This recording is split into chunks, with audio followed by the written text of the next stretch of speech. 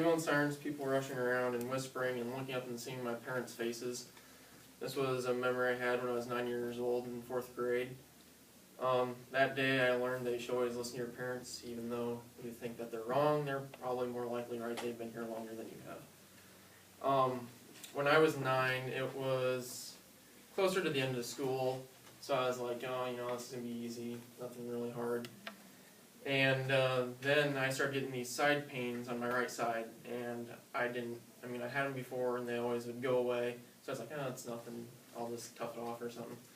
And then they just kept proceeding to get worse, and so my mom called up to the hospital and they asked, and they're like, well, you could just be constipated or, you know, something like that. And I was like, I don't feel like I am. I'm like, I haven't eaten anything, so I was like, there's no point in trying to drink a bunch of apple juice and make yourself go to the bathroom. So I decided to just tough it off, and then I went to Cedar Rapids on a Saturday with my mom to go see Indiana Jones, and I remember that because it was probably one of my favorite movies. And then after that we went out to eat, and then we went out shopping, and when we were walking around, my side was just killing me. I was like, oh, this is just driving me nuts. And so we left Cedar Rapids, and I slept probably most of the way home. But when I got like 10 minutes away from town, I just woke up just sweating, just like I took my shirt off. I was like cranked up the AC in the car. I was like, I'm sweating. My mom's like, yeah, we should probably take you up to the emergency room. I was like, oh, there's no need, I'll be fine. So I went inside, and she's like, well, I think we need to go to the emergency room. I'm like, no, I'm fine. So I put on an ice pack and got a cold washcloth, trying to cool me down. That didn't work, I kept sweating, so I was like, oh, maybe I should go to the emergency room. So we went to the emergency room, and I got there about 6-ish, and when I got there, they're like, oh, what's hurting you? I'm like, my right side, and they were like, oh, you know, there can be lots of things. So they took blood tests, they took an MRI, they took an x-ray. I don't even know why they took an x-ray. I'm not an old person, I don't have bad hips, so I was like, you can just get rid of that. But they were like, oh, we still got to take it. So we took it, and then they sent something to the doctor in Cedar Rapids, and they said that your appendix is about to burst.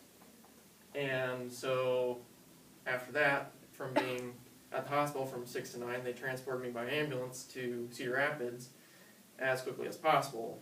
The doctor said at Vinton, and the guy that was in Cedar Rapids says that if I would have waited any, like 5 minutes, I would have been there by helicopter because they said it would burst.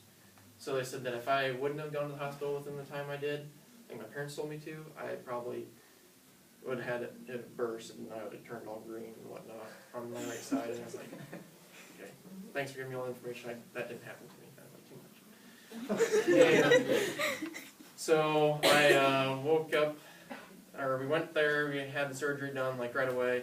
I got out of surgery about 10:45. We got to Cedar Rapids within like 10 or 15 minutes by ambulance. It was really quick. And after the surgery, it was pretty rough. My right side would just kill. And when I had to go to the bathroom, like constantly.